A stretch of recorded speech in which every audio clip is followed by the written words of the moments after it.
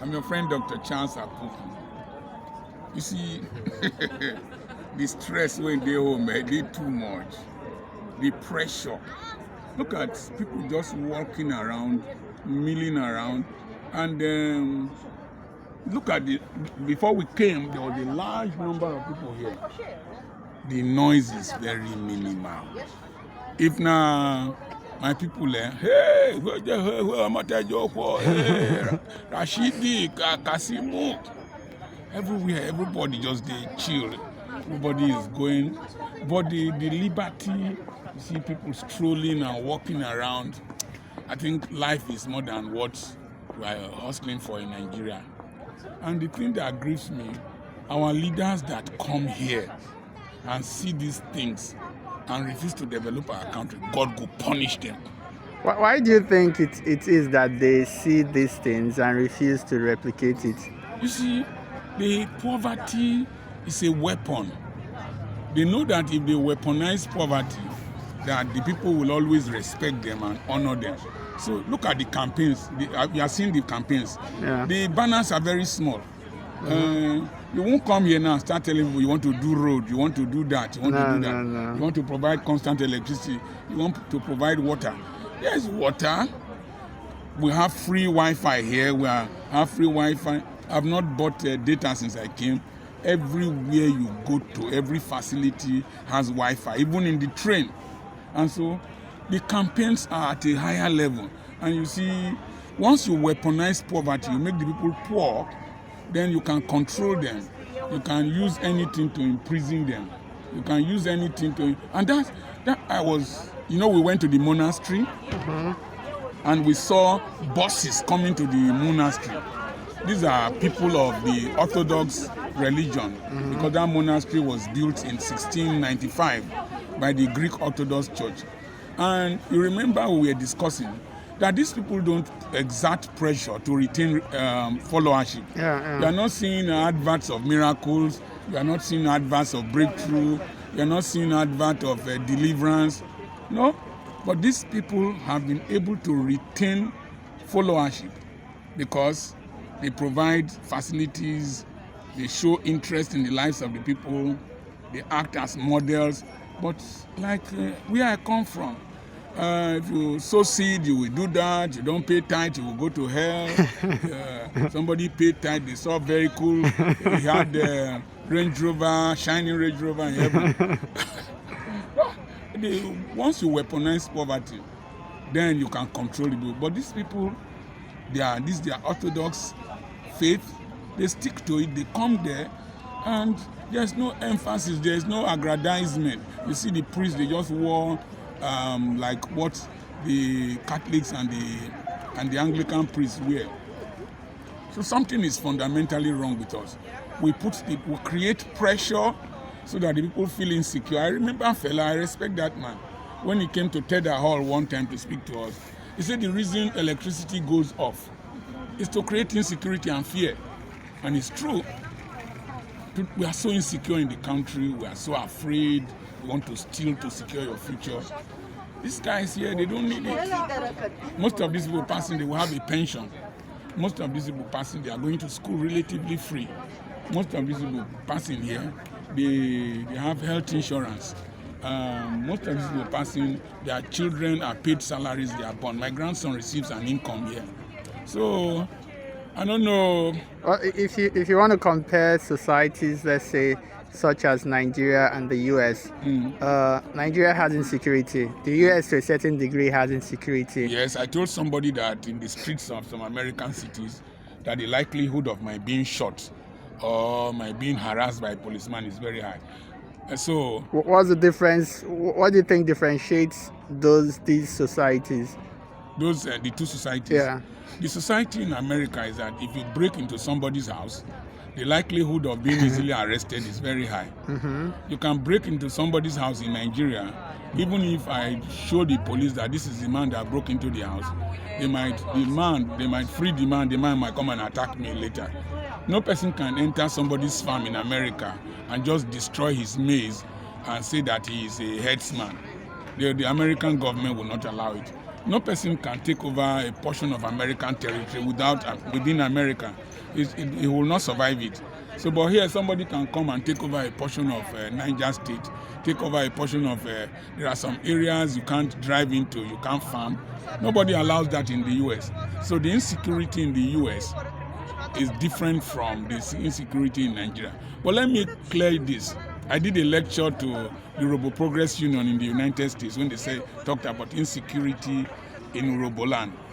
There's a difference between safety and security. Safety is the protection from harm. Insecurity is the lack of guarantee of a future. When somebody feels insecure, he doesn't have a sense of self-worth and guarantee of a future.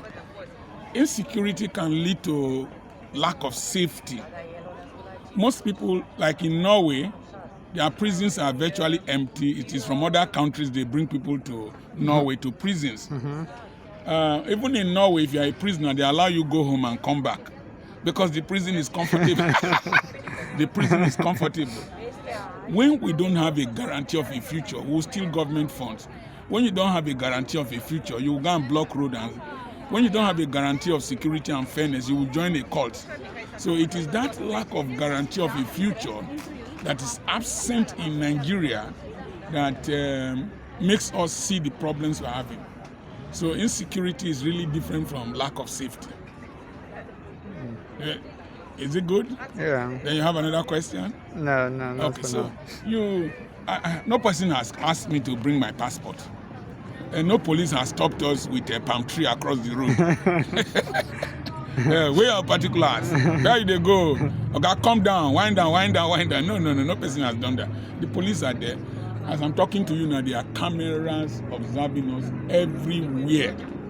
12 years ago, I came here and I was looking for my camera. And we went to the place where we ate, the KFC where we ate, and they said, do I want them to play back my stay there? And they were willing to play back my stay in that place with my eldest son. So technology, every person here knows that if you commit a crime, they will catch you very soon. So people are safe. So part of our insecurity is also our lack of infrastructure. Intentional lack of infrastructure. Our leaders are wicked. God will punish them. They are witches and wizards. All this prayer we pray, whoever they worry me, fire. You are thinking of your family members. The people when they worry you now, your president, your senators, your House of Assembly members, now then they worry you, not be witches for home. If we can extend this to our religious leaders as well, because many of them also come to the Western world and see these different standards of living. And we still go back and pray the same prayers and fight against our so-called enemies.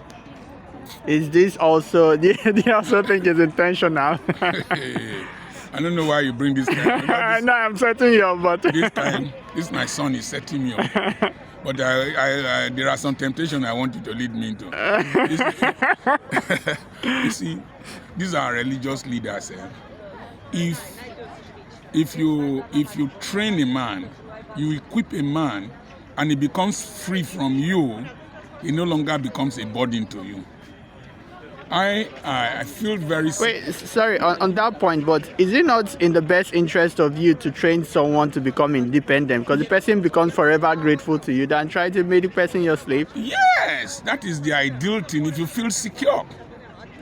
For me not to run a church, somebody said it's because I didn't move to the permanent side, that's why I criticized the church. This is because I didn't want my life to be dependent on members. They were using my building, they are still using my building today. And they were going to retard me.